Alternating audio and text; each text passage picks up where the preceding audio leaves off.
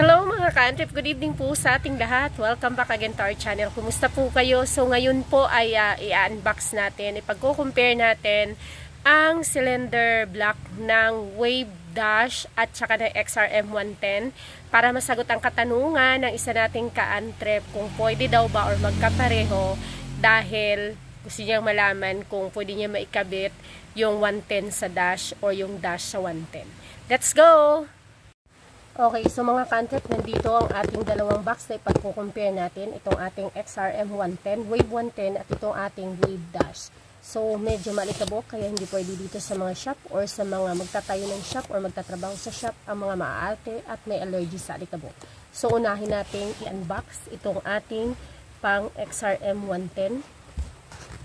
Alright, so depende sa brand may mga brand na walang mga may mga brand na mga walang pa ganito, pa foam.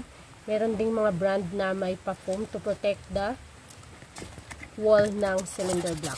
Alright, so ang plastic ito ay makapal. Meron ding mga brand na ang maninipis ang plastic at may pa foam din sa baba. May mga brand din na karton yung nasa baba at meron ding wala. So open natin, ang plastic ay makapal. So may mga brand, depende sa brand sa plastic.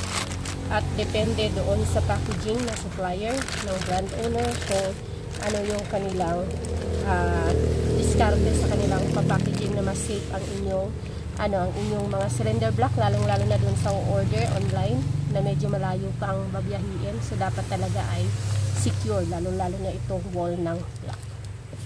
Alright, so may mga brand na na block lang talaga, cylinder block lang. Pero doon sa mga sa mga original is mayroon talaga na ang mga original ay black lang talaga yan, wala kasamang piston ring, wala kasamang pin at wala kasamang piston. So depende sa seller, minsan kasi may mabibili kayo online na nakaset na. So of course, pinagsama-sama na lang yun ng seller para isang bilihan na lang. Mas mapapamura kasi kayo kapag set kaysa sa hiwa-hiwalayin nyo itong pag-order or pagbili. So, may mga brand na nakaset na, meaning set, with black, with piston ring, with piston pin lock, and with piston. May mga brand naman na black lang din talaga kahit na replacement or hindi original. Okay? When we say original, palagi po yung depende sa brand. Kasi po ito, masasabi nating original din siya, original Santal brand. Alright? So, medyo fit siya. Dudukutin ko lang. Yan. Original Santal brand. Meron ding original Entiki, original Honda, depende kung anong klase na brand siya. Pero lahat ng yan, basta as long as na hindi siya imitation ng isang brand, na hindi siya fake, ay original po ang tawag. So this is original Santal brand. Yan siya. So kung may makita kayo na mga Santal na hindi ganito ang quality, hindi ganito ang ang kanyang box, tapos fade or pangit, so ibig sabihin imitation lang yun ng Santal brand. Napakaraming brands sa market. So ito yung kanyang piston at kagaya ng nasabi ko kanina, ito yung kanyang piston ring, ito yung kanyang pin. So this is 50mm na pang XRM 110, Wave 110 at ito ang pagko-compare natin sa ating Wave Dash. Alright, so ganito ang itsura ng pang XRM 110. Ito yung kanyang sa base gasket, isa ang butas. Ay dalawa niyan at medyo matangkad yung kanyang wall dito sa kanyang block piston wall at dito yung sa baba, dito naman nilalagay ang kanyang cylinder head gasket, yung medyo mas yung makapal o yung para siyang bakal na klase na gasket. Okay, so ganito siya. Ito yung ating wall, ito yung ating piston black wall. Yan. Kapag natuyuan ang inyong block, kapag na-damage ang inyong block, syempre dito una yan masisira. Dito pag nagkaroon ng kanal-kanal, pagkaroon ng naggas-gas, pag natuyuan ang inyong mga motor ng langis, unang-una masisira ay ang kanyang block. Dahil pataas-baba yung ating piston, madadamage itong kanyang wall dahil nga magkaroon ng corrosion, bakal to bakal dahil wala ng pampadulas, wala ng oil, kaya masisira. Kaya yun ang tinatawag natin ipaparibor na siya. Alright? Kaya palagi nating tandaan, basic maintenance ng engine ay ang oil. Alright? So, close na natin to. Tabi muna natin at bubuksan naman natin ngayon ang pang dash ayon sa kahilingan na isa nating ka-antrep kung pwede niyang vice versa gamitin ang isa't isa. So, open natin ang ating pang dash. Tadan, kagaya ng sinabi ko sa inyo kanina, depende sa brand kung ano ang itsura ng kanyang packaging. Sa Santal ay naka-foam siya, samantalang sa MTK ay naka-carton. Open. Depende rin sa plastic kung ano ang plastic ng brand. Ang sa Santal kanina, ito ay medyo makapal. Ito naman sa MTK ay medyo manipis at ang ilalim niya hindi foam kundi karton lang din. At nandoon din yung kanyang base gasket at ang kanyang cylinder head gasket. Kagaya sa nabanggit ko kanina, depende sa brand kung anong klaseng pagkaset siya. Itong sa MTK, mayroon na siyang cylinder head gasket at base gasket. Samantalang itong sa Santal, wala siyang kasamang base gasket at cylinder head gasket. Pero may mga brand na kasama na ang cylinder head gasket at base gasket kagaya nito. Kahit sa XRM or kahit na anong brand naman.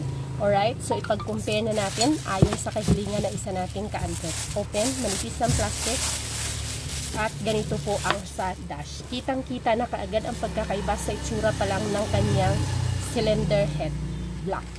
Walang pabuntot ang pang dash. May pabuntot si XRM. May kinakabitan kasing bolt ito, samantalang si dash ay wala. Sa laki naman, parehong matangkad ang wall niya, pero maliit masyado si dash.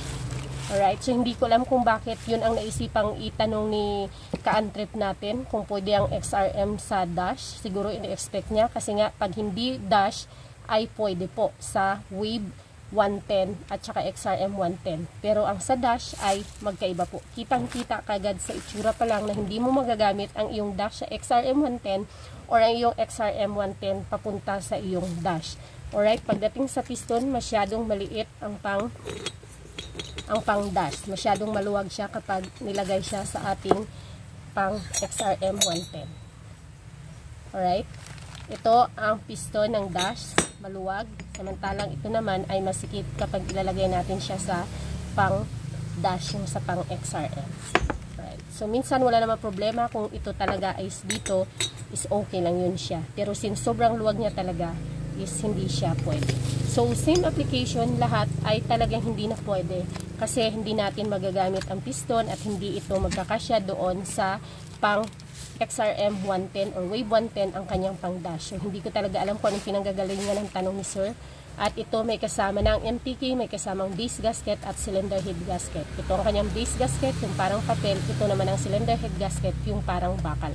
Same thing with the XRM 110 or kung anong brand, yung kanyang cylinder head gasket, usually yan yung makapal or yung parang lata. Ang base ay yung parang papel. So, no more explanation dahil magkaiba po at hindi mo po pwedeng gamitin ang iyong pang dash sa XRM 110 or ang iyong XRM 110 papunta sa iyong dash. Siguro po ay may nabili si Sir or may inaalok sa kanya or vice versa na napag-isipan niya na baka pwede, kaya niya na itanong na gustong i-confirm kung magagamit nga ba niya or masasayang lang. Alright, sana nagustuhan ni Sir at hindi ko na ma-screenshot yung kanyang comment dahil natabunan na at parang hindi ko na siya mahanap at tayo ay nagmamadali. Gusto lamang natin matugunan ang katanungan ni Sir kung ang kanyang ang dash ba na pang wave dash ay pwede bang gamitin sa XRM 110 or ang XRM 110 ay pwede bang gamitin sa kanyang wave dash para sa ating cylinder head block. Thank you so much at please comment lang kayo kung mayroon kayong katanungan na pwede nating gawa ng video upang malinawan kayo at mabigyan natin ng kasagutan ayon doon sa ating nalalaman. Naging makatabigla, ano. So, thank you so much mga ka-antret at thank you sa nag-comment sa kanyang, sa kanyang katanungan. Ayan, sa lahat po na may mga katanungan, kung may oras po tayo, ay pipilitin ko po at happy po ako na ibigay sa inyong kasagutan upang magkaroon po kayo ng kalinawan at hindi na kayo mag-agam-agam, lalong-lalo na dun sa nagpaplanong bumili or kung ano pa man ang inyong dahilan. Thank you so much. See you on my next video.